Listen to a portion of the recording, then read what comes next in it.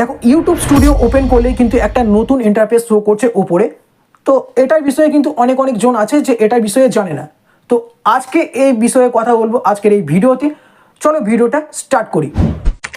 তো এটা হচ্ছে আমার একটা সেকেন্ড চ্যানেল। তো চ্যানেলটা ওপেন করার পর তোমরা দেখতে পাচ্ছ যে ইউটিউবের তরফ থেকে একটা নতুন পলিসি এসছে, যেটা এখানে সাফ লেখা আছে যে you can now choice if you went to allow third party companies to use your content to train AI model in studio settings.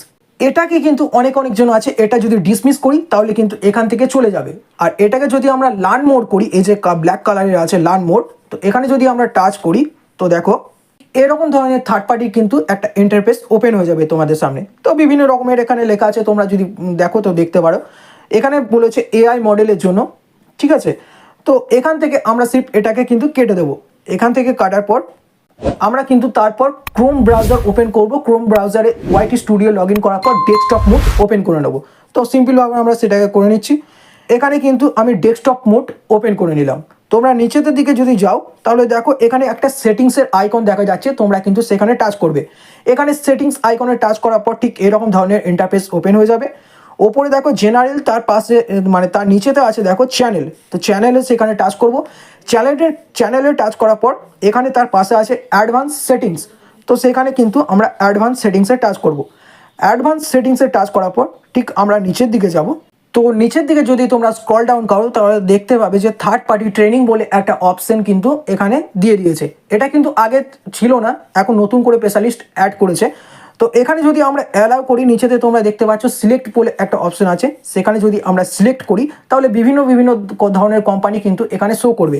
যেমন অ্যাপেল, মাইক্রোসফট, মানে বড় কোম্পানি কিন্তু এখানে শো করবে। শো করার কারণটাই হচ্ছে মানে এইসব কোম্পানিগুলো কিন্তু ইউটিউবের সাথে কোল্যাব করতে চাইছে।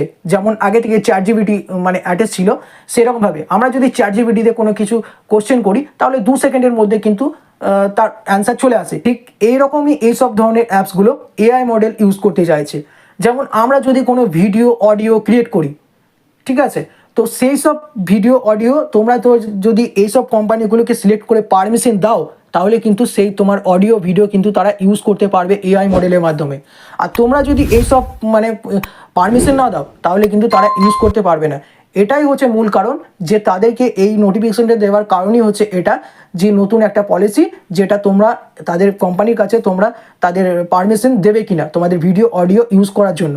তো মূল কারণ হচ্ছে এটাই। তোমরা যদি মনে করো যে আমাদের না এইসব কোম্পানিগুলোকে আমাদের পারমিশন দেওয়া উচিত, তো তোমরা দিতে পারো। এখানে আমি না বলবো না বা হ্যাঁও বলবো না।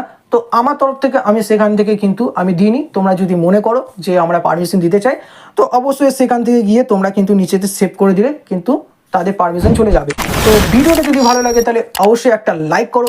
আসছি নতুন কিছু ভিডিও নিয়ে, ততক্ষণ ভালো থাকবে, সুস্থ থাকবে, টাটা।